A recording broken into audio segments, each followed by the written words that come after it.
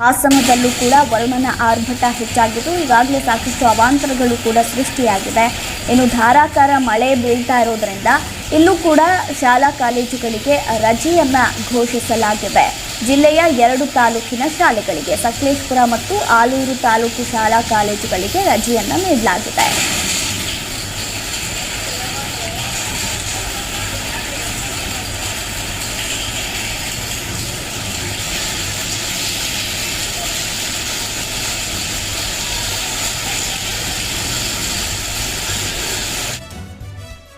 (2018) 30, ಮಹಾರಾಷ್ಟ್ರದಲ್ಲಿ 2019 NCP, INC ಮತ್ತು ಶಿವಸೇನಾ ಸೇರಿ 72. ಹೀಗೆ ಆಲ್ಮೋಸ್ಟ್ ನಾವು ಏನು 60 ಬಾರಿ ಇಂಥ ಪ್ರಕರಣಗಳು ನಡೆದಿದೆ. ಇದಕ್ಕೆ ಸ್ಟ್ಯಾಂಡರ್ಡ್ ಆಪರೇಟಿಂಗ್ ಪ್ರೊಸೀಜರ್ ಅಲ್ಲ ಅಂತ ಹೇಳೋದಂದರೆ ಇನ್ನೇನು ಹೇಳಬೇಕು. ಮತ್ತು ಇದು ಯಾರು ಅವ್ರ ಕಡೆ ಹೋಗೋದಿಲ್ಲ, ಅವ್ರ ಮೇಲೆ ಹೆಚ್ಚು ಒತ್ತಡ ತರೋದು. ಈಗ BJP ಅವರ ಕೆಲವು ಲೀಡರ್ ಮೇಲೂ ಕೂಡ ಕೇಸಸ್ ಇವೆ, IT ED ಕೇಸಸ್ ಇವೆ.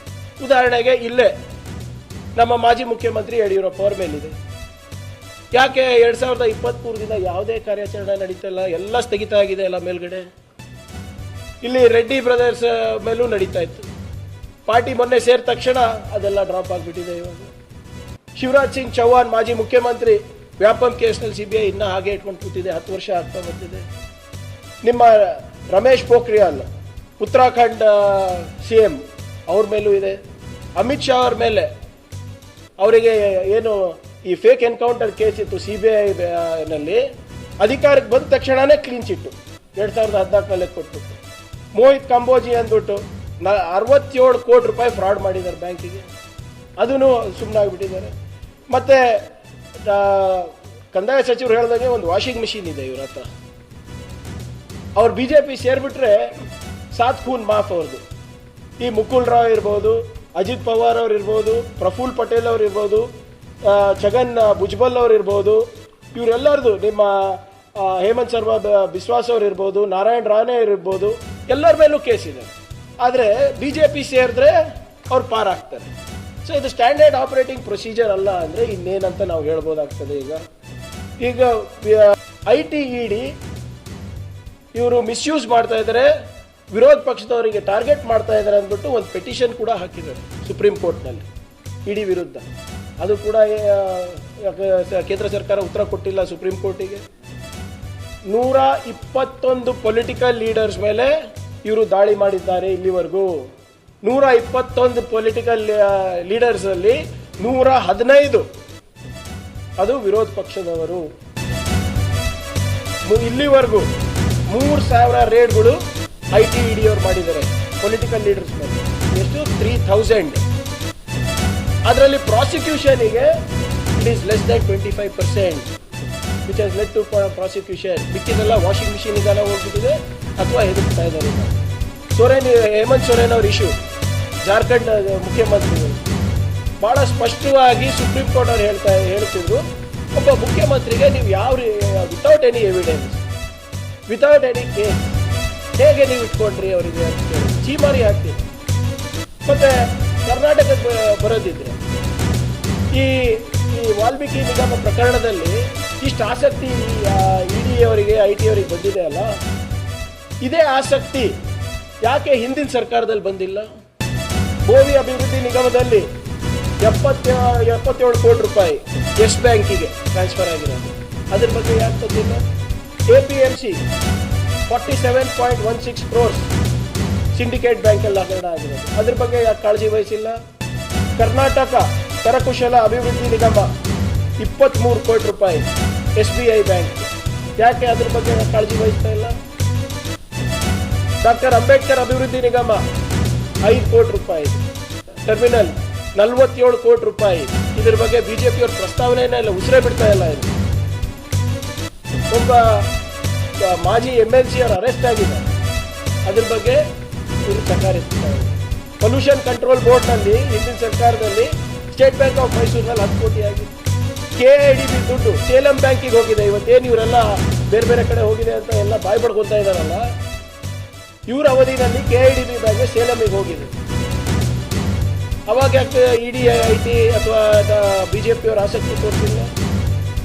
ನೀವು ಒಟ್ಟಾರೆ ಇದು ನೋಡಿದ್ರೆ ಇದು standard operating procedure to topple the government ಅಂತ ತಾವು ಹೇಳ್ಬೋದಾ? ಇಲ್ಲ, ಹೇಳಿ ನೀವೇ. ಉದಾಹರಣೆಗಳಿದೆ, ಒಂದು ದಶಕದ ಉದಾಹರಣೆಗಳಿದೆ. ಇವಾಗ ಈಗ ಮುಂದೆ ಪೊನ್ನಣ್ಣನವರು ಮತ್ತು ಸಂತೋಷ್ ನಾಳವರೆಲ್ಲ ಸವಿಸ್ತಾರವಾಗಿ ಹೇಳ್ತಾರೆ ಯಾವ ರೀತಿ ನಮ್ಮ ಅಧಿಕಾರಿಗಳಿಗೆ IT ಆಫೀಷಿಯಲ್ಸು, ED ಆಫೀಷಿಯಲ್ಸು ಕೇಂದ್ರ ಸರ್ಕಾರದ ಒತ್ತಡದ ಮೇರೆಗೆ ಕೆಲವು ಹೆಸರುಗಳನ್ನು ಹೇಳಲೇಬೇಕು ಅಂತ ಹೇಳ್ತಾರೆ. They are forcing our officers, they are forcing our people. CM ಅವ್ರ ಹೆಸರು ಹೇಳಿ, ಇದು ಚುನಾವಣೆ ಖರ್ಚಾಗಿದೆ ಅಂತ ಹೇಳಿ, ಇದು ಆಂಧ್ರ ಚುನಾವಣೆಗೆ ಹೋಗಿದೆ, ಬಳ್ಳಾರಿ ಚುನಾವಣೆಗೆ ಯೂಸ್ ಮಾಡಿದ್ದಾರೆ, DCM ಅವ್ರ ಹೆಸರು ಹೇಳಿ, ಸಚಿವರ ಹೆಸರು ಹೇಳಿ, ಅದಕ್ಕೆ ಇದು ಒಂದು ವ್ಯವಸ್ಥಿತವಾದಂಥ ಸಂಚು ನಡೆದಿದೆ. ಕಂದಾಯ ಸಚಿವರು ಹೇಳಿದಾಗೆ ಇದಕ್ಕೆ ಯಾವುದಕ್ಕೂ ನಾವು ಬಗ್ಗವರಲ್ಲ, ಜಗ್ಗವರಲ್ಲ. ಕಳೆದ 10 ವರ್ಷದಿಂದ ಇದೇನ ಹೋರಾಟ ಮಾಡ್ಕೊಂಡು ಬಂದಿದ್ದೀವಿ.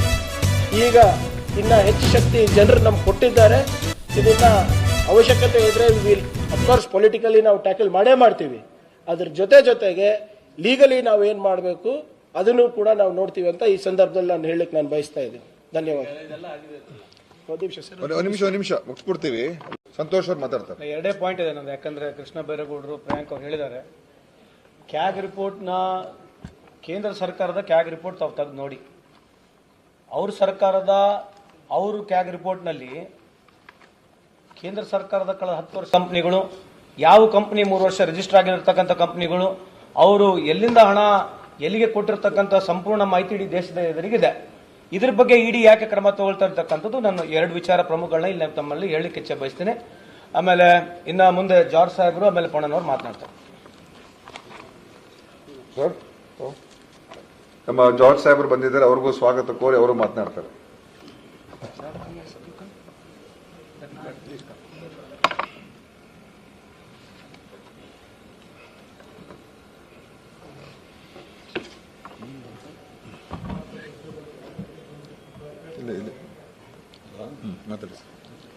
ಎಲ್ಲ ಮಾಧ್ಯಮದ ಮಿತ್ರರಿಗೆ ಸ್ವಾಗತ. ಈಗಾಗಲೇ ನನ್ನ ಸಹೋದರಿಗಳು ಕೃಷ್ಣ ಬೈರೇಗೌಡರು, ಪ್ರಿಯಾಂಕ ಅವರು, ಸಂತೋಷ್ ಗೌಡರು ಅವರು ಈಗಾಗಲೇ ಮಾತಾಡಿದ್ದಾರೆ. ನಾನು ಒಂದು ವಿಚಾರ ಹೇಳಲಿಕ್ಕೆ ಇಷ್ಟಪಡ್ತೀನಿ. ಯಾವುದೇ ಹಗರಣ ಆಗಲಿ, ಯಾವುದೇ ರೀತಿ ಆಗಲಿ, ನಮ್ಮ ಸರ್ಕಾರ ನಿಷ್ಪಕ್ಷಪಾತ ತನಿಖೆ ಮಾಡ್ತೀವಿ. ಯಾರು ತಪ್ಪಿತಸ್ಥರು ಕಂಡ್ರು ಸಮೇತ ಅವ್ರ ಮೇಲೆ ಕ್ರಮ ತೆಗೆದುಕೊಂಡು ಹಿಂಜರಿದ್ರು. ಯಾವಾಗ ಆರೋಪ ಬಂದ ಕೂಡಲೇ ಅವರು ಆರೋಪಿ ಆಗೋದಿಲ್ಲ. ಅದಕ್ಕೆ ಈಗ ತನಿಖೆ ನಡೀತಾ ಇದೆ. ಅವರು ಸ್ವಯಂ ಅಸಕ್ಷ್ಯ ಮಾಡಿಸಿ ರಾಜೀನಾಮೆ ಕೊಟ್ಟಿದ್ದಾರೆ. ಇವತ್ತು ತಮಗೆ ಗೊತ್ತಿದೆ, ಇದು ಬಂದ ಕೂಡಲೇ ನಾವು ಮುಖ್ಯಮಂತ್ರಿಯವರು SITನ ಸ್ಥಾಪನೆ ಮಾಡಿ ಇದಕ್ಕೆ ತನಿಖೆ ಮಾಡಲಿಕ್ಕೆ ಆದೇಶ ಮಾಡಿ, ನಂತರ ಬ್ಯಾಂಕ್ಗಳು ಇದರಲ್ಲಿ ಇನ್ವಾಲ್ವ್ ಆಗಿರೋದಕ್ಕೋಸ್ಕರವಾಗಿ ಬ್ಯಾಂಕ್ ಅವರ ಒಂದು ಕಂಪ್ಲೇಂಟ್ ಮೇಲೆ CBI ಬಂದಿದೆ. CBI ಬಂದ ಮೇಲೆ ED ಅವರು ಬಂದಿದ್ದಾರೆ. ಇದರಲ್ಲಿ SIT ಅವರು ತನಿಖೆ ಮಾಡುವಾಗ ಅವರು ಅರೆಸ್ಟ್ ಮಾಡಬೇಕು ಅಥವಾ CBI ಅರೆಸ್ಟ್ ಮಾಡಬೇಕು, ನಂತರ ED ಅವರು. ಈ CBI ಸಮೇತ ಇಲ್ಲಿ ತನಕ ಯಾರನ್ನ ಅರೆಸ್ಟ್ ಮಾಡಬೇಕು ತನಿಖೆ ಮಾಡ್ತಾರೆ. ತನಿಖೆ ಮಾಡಿಬಿಟ್ಟು ಯಾರಾದ್ರು ತಪ್ಪಿತಸ್ಥರು ಕಂಡ್ರೆ ಅವ್ರು ಅರೆಸ್ಟ್ ಮಾಡ್ತಾರೆ. ಇದು ಈಗಾಗಲೇ ನನ್ನ ಸಹೋದರಿಗಳ ಇದು ರಾಜಕೀಯದ ದುರುದ್ದೇಶದ ಈ ಒಂದು BJP ಕೇಂದ್ರ ಸರ್ಕಾರದ ಆದೇಶದ ಮೇಲೆ ಹೇಳ್ಬೋದು. ತಾವು ನೋಡಿರ್ಬೋದು, ಇದೊಂದೇ ಇನ್ಸಿಡೆಂಟ್ ಅಲ್ಲ, ಸಾಕಷ್ಟು ಇದರಲ್ಲಿ CBI ಮತ್ತು EDನ ಮಿಸ್ಯೂಸ್ ಮಾಡಿದ್ದಾರೆ. ಇವರು ಪ್ರಜಾಪ್ರಭುತ್ವದಲ್ಲಿ ನಂಬಿಕೆ ಇಲ್ಲ, ಇವರಿಗೆ ಫಾಸಿಸ್ಟದಲ್ಲೇ ನಂಬಿಕೆ ಹೆಚ್ಚು. ಸುಳ್ಳನ್ನು 100 ಸತಿ ಹೇಳಿ ಅದಕ್ಕೆ ಪ್ರಚಾರ ಕೊಟ್ಟು ಸತ್ಯ ನೋಡುವಂಥ ಒಂದು ವಿಚಾರ ಮಾಡ್ತಾರೆ. ಇವತ್ತು ನಮ್ಮ ರಾಜ್ಯದ ಜನತೆ ಸಿದ್ದರಾಮಯ್ಯಜಿಯವರ ನಾಯಕತ್ವದ ಕಾಂಗ್ರೆಸ್ ಪಕ್ಷಕ್ಕೆ ಅತ್ಯಂತ ಬಹುಮತದಿಂದ ಅವ್ರನ್ನ ಆರಿಸಿ ನಮ್ಮ ಸರ್ಕಾರ ಬಂದಿದೆ. ಬಹುಶಃ ನಮ್ಮ ಸರ್ಕಾರದ ಕಾರ್ಯಕ್ರಮ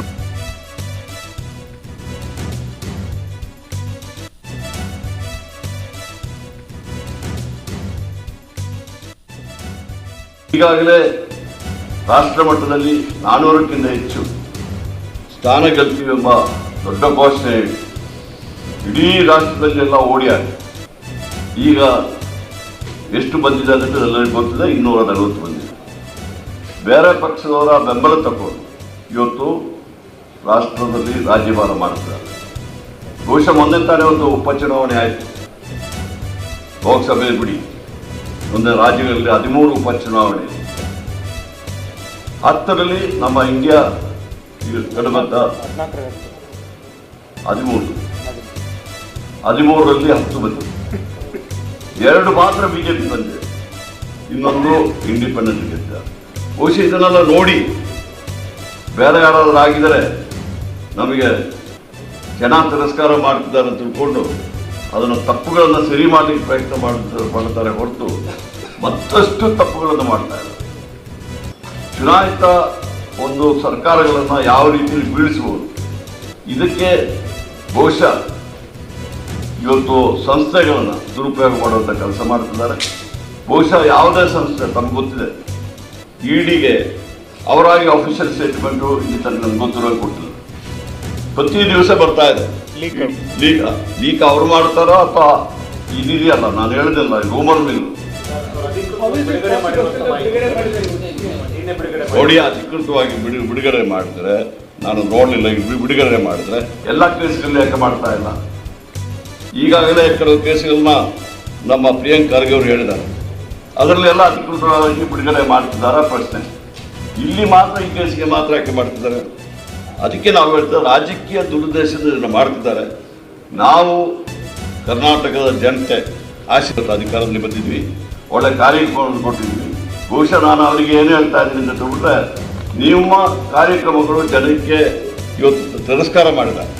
ನಿಮ್ಮ ರಾಷ್ಟ್ರವನ್ನು ವಿಭಜನೆ ಮಾಡೋದು, ಒಂದು ದಬಾವಣೆ ಒತ್ತಡವನ್ನ ತಂದು ಸರ್ಕಾರದಲ್ಲಿ ಉನ್ನತ ಮಟ್ಟದಲ್ಲಿರ್ತಕ್ಕಂಥವರ ಹೆಸರುಗಳನ್ನು ಕೂಡ ತಾವು ಹೇಳಬೇಕು. ನೀವು ಹೇಳದೆ ಹೋದ್ರೆ ಇಡಿಯ ಪವರ್ ಏನು ಅನ್ನೋದು ನಿಮ್ಗೆ ಗೊತ್ತಿಲ್ಲ. ನೀವು ಕಷ್ಟಕ್ಕೆ ಸಿಕ್ಕಾಕೊಳ್ತೀರಾ. ನೀವು ಬಚಾವಾಗಬೇಕಾದ್ರೆ ಉನ್ನತ ಮಟ್ಟದಲ್ಲಿರುವಂತವರು ಕೂಡ ಇದರಲ್ಲಿ ಭಾಗಿಯಾಗಿದ್ದಾರೆ ಅಂತ ಹೇಳಿಕೆಯನ್ನ ಕೊಡಿ ಅಂತೇಳಿ ಈ ತನಿಖೆಗೆ ಒಳಪಟ್ಟಿರ್ತಕ್ಕಂಥವರ ಮೇಲೆ ದಬಾವಣೆಯನ್ನ ಮಾಡ್ತಾ ಇದ್ದಾರೆ, ಒತ್ತಡವನ್ನ ಏರ್ತಾ ಇದ್ದಾರೆ.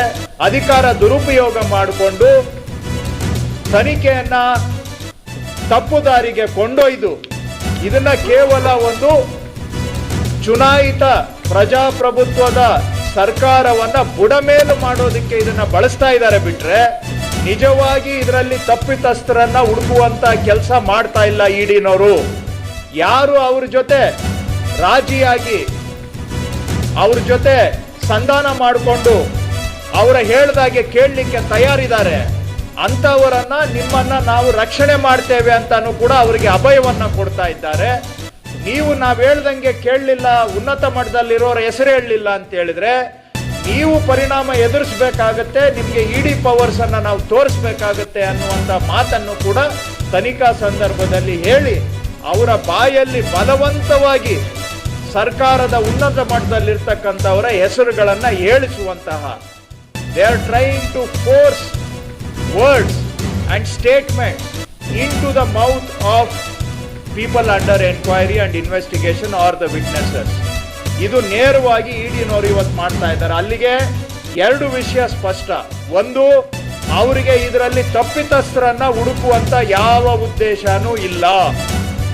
ಅವರಿಗೆ ಈ ಇನ್ವೆಸ್ಟಿಗೇಷನ್ ನೆಪ ಮಾಡನೂ ಇಲ್ಲ. ಯಾಕೆಂದ್ರೆ ಯಾರು ರಾಜಿ ಆಗ್ತಾರೆ ನಿಮಗೆ ರಕ್ಷಣೆ ಕೊಡ್ತೀವಿ ಅಂತ ಅವ್ರು ಹೇಳ್ತಾ ಇದ್ದಾರೆ. 2ನೇದು ಸ್ಪಷ್ಟ, ಅವರಿಗೆ ಈ ತನಿಖೆ ಉದ್ದೇಶ ಕೇವಲ ಕರ್ನಾಟಕದಲ್ಲಿ ಕಾಂಗ್ರೆಸ್ ಸರ್ಕಾರವನ್ನ ಬುಡಮೇಲು ಮಾಡೋದು ಮಾತ್ರ ಅವರ ಉದ್ದೇಶ. ನೀವು ಕೇಳ್ಬೋದು, ಇದೆಲ್ಲ ಬಾರಿ ದೊಡ್ಡ ದೊಡ್ಡ ಮಾತುಗಳಾಡ್ತಾ ಇದ್ದೀರಿ, ಇದಕ್ಕೆಲ್ಲ ಏನು ಹಿನ್ನೆಲೆ ಇದೆ ಅಂತ. ಸ್ನೇಹಿತರೆ, ತಮಗೆ ಗೊತ್ತಿದೆ, ಕೇಂದ್ರದಲ್ಲಿ ಬಿಜೆಪಿ ಸರ್ಕಾರ ಬಂದ 10 ವರ್ಷದಲ್ಲಿ ಇಡಿ, ಐಟಿ, ಸಿಬಿಐ ಅವು ರಾಜಕೀಯ ಅಸ್ತ್ರಗಳು ಆಗ್ಬಿಟ್ಟಿದ್ದಾವೆ. ಎಲ್ಲಿ ಬಿಜೆಪಿಯವರಿಗೆ ಚುನಾವಣೆ ಗೆಲ್ಲೋದಕ್ಕೆ ಆಗೋದಿಲ್ಲ, ಚುನಾವಣೆಯಲ್ಲಿ ಸೋತ ಮೇಲೆ, ಪ್ರಜಾಪ್ರಭುತ್ವದಲ್ಲಿ ಸೋತ ಮೇಲೆ ಇಡಿ, ಐಟಿ, ಸಿಬಿಐ ಅನ್ನ ಬಳಸ್ಕೊಂಡು ವಿರೋಧ ಪಕ್ಷಗಳ ಸರ್ಕಾರಗಳು ಇರೋ ಕಡೆ ದಾಳಿ ಮಾಡ್ತಾ ಇರೋದು ಇದು ಕರ್ನಾಟಕ ಮೊದಲೇನಲ್ಲ. ಇದು ಜಾರ್ಖಂಡ್ ನಲ್ಲಿ ಆಗಿದೆ, ವೆಸ್ಟ್ ಬೆಂಗಾಲ್ ನಲ್ಲಿ ಆಗಿದೆ, ದೆಹಲಿಯಲ್ಲಿ ಆಗಿದೆ, ತಮಿಳುನಾಡಿನಲ್ಲಿ ಆಗಿದೆ, ಕೇರಳದಲ್ಲಿ ಆಗಿದೆ, ಆಂಧ್ರ ಪ್ರದೇಶದಲ್ಲಿ ಆಗಿದೆ. ಹೇಳ್ತಾ ಹೋದ್ರೆ ಪಟ್ಟಿ ಬಹಳ ಉದ್ದ ಇದೆ. ಇದೆಲ್ಲವೂ ಕೂಡ ಜಗಜ್ಜಾಹೀರು ಆಗಿರತಕ್ಕಂಥ ವಿಷಯವನ್ನೇ ನಾವಿವತ್ತು ಕರ್ನಾಟಕದ ಹಿನ್ನೆಲೆಯಲ್ಲಿ ಹೇಳ್ತಾ ಇದ್ದೇವೆ. ತಮಗೂ ಗೊತ್ತಿದೆ, ದೇಶದ ಪ್ರತಿಷ್ಠಿತ ಸುದ್ದಿ ಸಂಸ್ಥೆಗಳು ಅಧ್ಯಯನವನ್ನು ಕೂಡ ಮಾಡಿದ್ದಾವೆ. ಕೆಲವು ಸಂಶೋಧನಾ ಸಂಸ್ಥೆಗಳು ಕೂಡ ಅಧ್ಯಯನವನ್ನು ಮಾಡಿದ್ದಾವೆ. 2014ರಲ್ಲಿ ಬಿಜೆಪಿ ಸರ್ಕಾರ ಬಂದ ನಂತರ ದೇಶದಲ್ಲಿ ಇಡಿಯ ಕೇಸುಗಳು, ಇಡಿ ದಾಖಲು ಮಾಡತಕ್ಕಂಥ ಕೇಸುಗಳು 400% ಹೆಚ್ಚಾಗಿದೆ. Cases registered by ED have increased by 400%. ಅದರಲ್ಲಿ 95% ಕೇಸುಗಳು ವಿರೋಧ ಪಕ್ಷದ ವಿರುದ್ಧವಾಗಿದ್ದಾವೆ.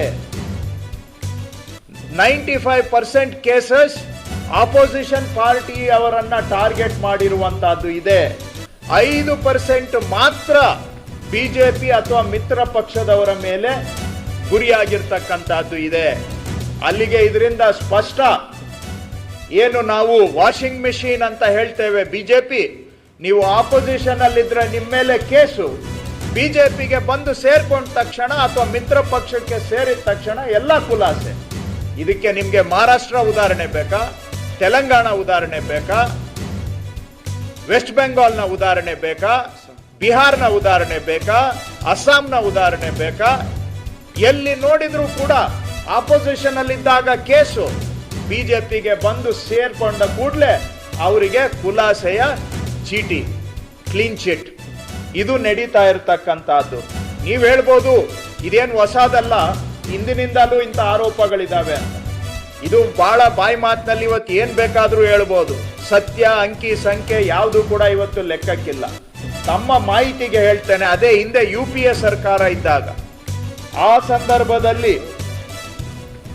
ಏನು ಇಡಿನವರು ಕೇಸುಗಳನ್ನ ಮಾಡಿದ್ರು, ಆ ಸಂದರ್ಭದಲ್ಲಿ 53% ಕೇಸುಗಳು